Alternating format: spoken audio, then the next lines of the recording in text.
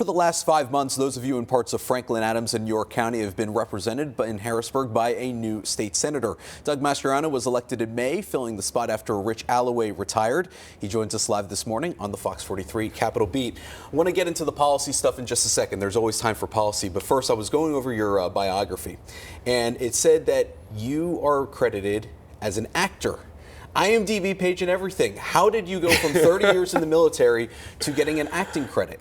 A World War II movie came up. I was asked if I could play a colonel as a retired colonel. Obviously, it was probably a bad act for me on the movie, and it was a great show. It's based off of true characters in World War II, rescuing persecuted Jews in Nazi-occupied Netherlands. And I played Colonel Peter Ortiz, who's a real-life, behind-the-scenes kind of guy who fought deep in enemy territory to try to rescue people and set conditions for victory for us. How different was playing a colonel from being one for 30 years? It was pretty easy, actually. Yeah. So I felt very comfortable, and I didn't have to be coached too much by the director. Well, we mentioned your military experience, 30 years active military duty, a retired U.S. Army colonel, and the major news in the last 24 to 48 hours has been U.S. withdrawing troops from Syria and the Kurds being there as Turkey essentially invades Syria. From your perspective, was this the right thing to do from a U.S. foreign policy perspective? Yeah, I don't. I think it was a big mistake. I agree with the president in that we get stuck in these wars in the Middle East. My first experience was 1990, deploying to Saudi Arabia and then moving on to liberate Kuwait with Desert Storm in 91. And we've been there ever since. So he's right in the effect, how do you get out? But now, once you get in, though, things change. So now we have a commitment to the Kurds, and we've turned our back on the Kurds now. This will be the third time, in 1991, too, after Desert Storm, in 2012, when President Obama pulled us out, and now this year. And who was there on the front lines fighting against ISIS when no one else was? It was the Kurds. And yes, we've helped them. We have special forces with them. We've given them equipment. But now they're facing the wrath of the Turkish army, and that's a big deal. The Turks claimed last night they killed 109 terrorists. Okay, those are probably Kurdish soldiers. It really bothers me to see American-made F-16s flown by the Turkish armed forces bombing Kurdish positions in northern Syria.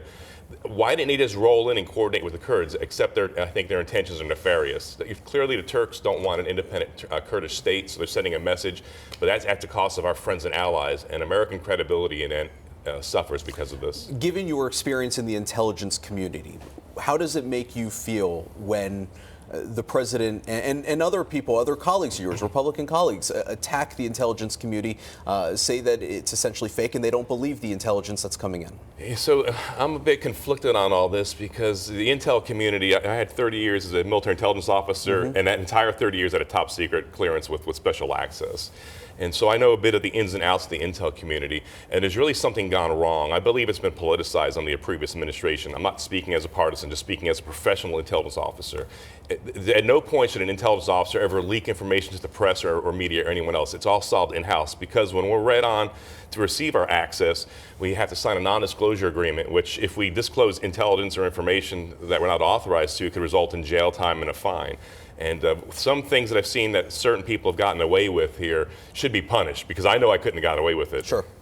I want to switch to state affairs. And back in July, you and Representative Stephanie Borowitz introduced, or not introduced, but basically said you're proposing that Pennsylvania should have a heartbeat abortion bill. Sure. This would ban abortions once a heartbeat detected. In most cases, that's around 6 weeks. Yes. My question, and this has not been officially introduced, correct? That's right. Why? First off, why is that? So with the process, we introduced, both myself and Stephanie in the House side, introduced a memorandum of our intentions, and we use that time with a memorandum to build support, get co-sponsors to get a little momentum. And that's a sign to the leadership, if enough co-sponsors come on board, that we're ready to launch it and move forward as a bill. So why should a state lawmaker say what a woman should do with her body as opposed to their personal doctor? Yeah, clearly it's a very difficult issue, and I'm glad you brought it up, because it's very politicized, very emotional, and very personal for many as well. One thing that really strikes me is over the past 30 years, now clearly I'm no hero, so I'm going to misrepresent myself. I served and I chose to serve, but I've been sent to the four corners of the world to fight foreign wars to protect our people. And meanwhile, I believe that in the womb, that's a baby. And the thing that jumps, and so I come back to the country and it's time to continue to fight for freedom, in this case for the unborn, the voiceless. Why do I say this, Matt?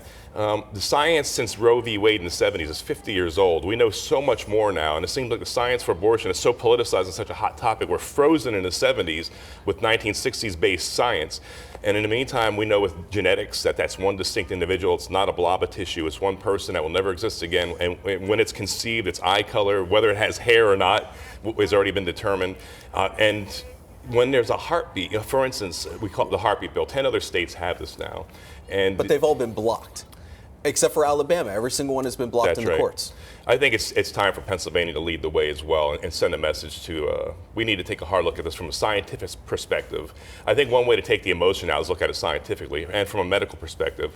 When somebody is declared dead, that's when normally there's no longer a heartbeat. So why isn't logically, I like to use logic, logically, why isn't it a life when there's a heartbeat as well? Would your proposal include exceptions of rape and incest and things of that nature? So we're very rational about this, and we're willing to have a conversation about any topic here, no matter how hard it is on this whole issue, because it is a very personal issue. So I'm not afraid of any topic.